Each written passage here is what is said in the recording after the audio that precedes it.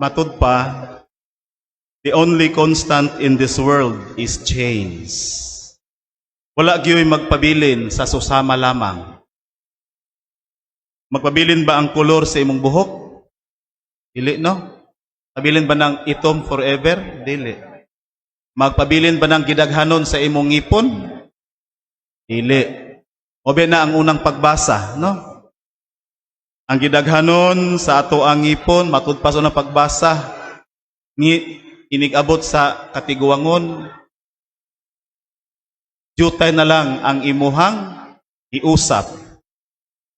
Ang punto mao nga atong pahimuslan ang matag segundo sa atong kinabuhi. Pahimuslan sa minatarong nga paagi. Kung nagpahimulos ta sa dinautan nga paagi, matapos ang atong kinabuhi nga puno sa pagmahay. Diba?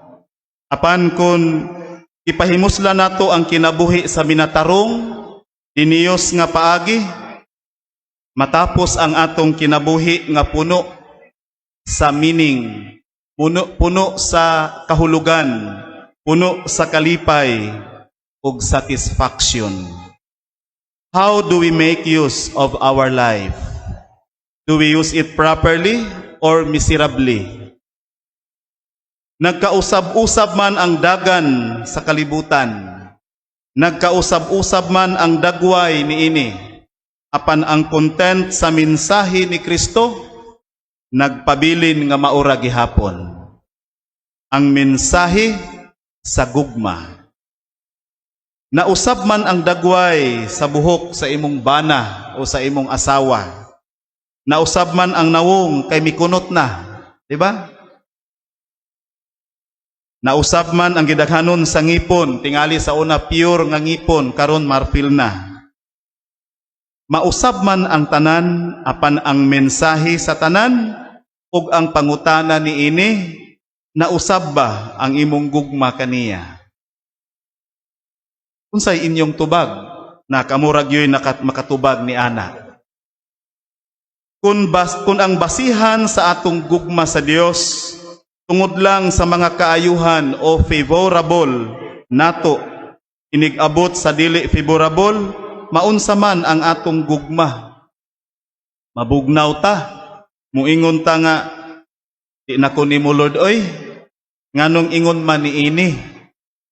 Ang atong patron si San Lorenzo Ruiz, nakasinatig dakong kausaban sa dagan sa iyang kinabuhi. Sa iyang kamatinud-anon sa pag-alagad isip lumilihok sa simbahan, ipasanginlan sa buhat nga wala niya buhata. Nausab man ang iyang hukom nga mopalayo sa iyang pamilya aron malikay siya sa silot sa kamatayon. Nausab man ang dapit nga iyahang pagaadtuan. Nya tungod ni ana sa pagkausab, uy, imbis ang ilahang plano didto para makasangyaw, nausab, napunggutan sila og liog, kadaghana nila gipamatay gipang torture. Nausab man ang dagan apan nagpabilin sila nga nagmatinud-anon ngadto sa Ginoo. Nagmatinud-anon sila sa ilahang paruganan sa pagtuo. Nausab man ang tanan, wala mausab ang ilahang baruganan. Mga igsuon, mauusab kini ang mensahe sa Ginoo matag usa ka nato. Nag-usab-usab man ang dagan sa panahon. Apan sa ako nang giingon, nagpabilin ang content sa mensahe ni Kristo. Love, gugma. Sa ako nang giingon, si San Lorenzo Ruiz, uban siyang mga kauban, nausab ang dagan sa ilahang kinabuhi. Apan wala gyud mausab ang ilahang baruganan sa pagtuo. Nganuman tungod kay klaro man mismo ni San Lorenzo sa iyang kinabuhi si Kristo. Napahimuslan man niya sa maayo nga paagi ang kinabuhi.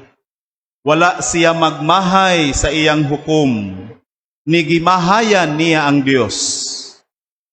Ibutang ni Lorenzo sa tibuok niyang kinabuhi ang mensahe ni Kristo sa Ebanghelyo. Nindot kayo ang Ebanghelyo nga gitugon ni Jesus. Miingon si Jesus, ayaw kamo kalimot sa akong isulti kaninyo. Tuod, naghatag man si Jesus og warning sa iyahang mga apostoles, patyon ko. Pero bisan pagmamatay ko, ang akong mensahe magpabilin. Nasabtan ni San Lorenzo ang nagkalain-laing dagway sa kinabuhi. Nasabtan niya ang constant nga mensahe ni Kristo. The love of God remains constant no matter what happens in life. Hagit sa matag usa kanato sa atong pagpahimulos sa panahon aron dili ta magmahay sa kaulahian. Atong pahimuslan ang panahon uban sa Dios ug ang atong pagpili sa kinabuhi.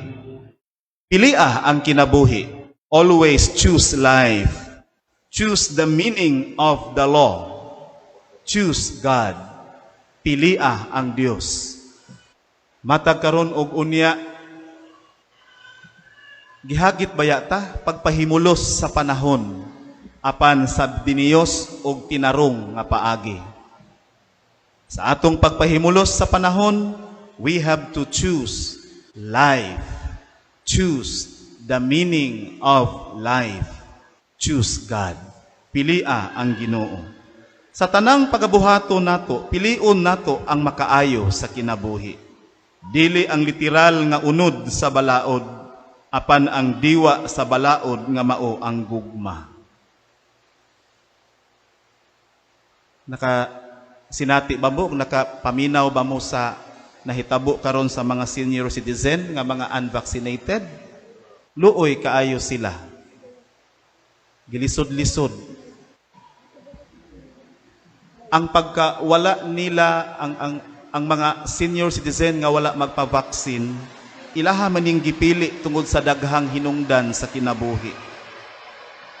Ang ilang social pension nga 500 pesos matag bulan, gi-allocate kanila sa gobyerno. Dili unta i-compromise. Pangitaan og paagi unsaon nga mapaabot sa mga dili vaccinated ang ilang social pension. Dili kay lisod-lisoron. They choose life sa laing paagi.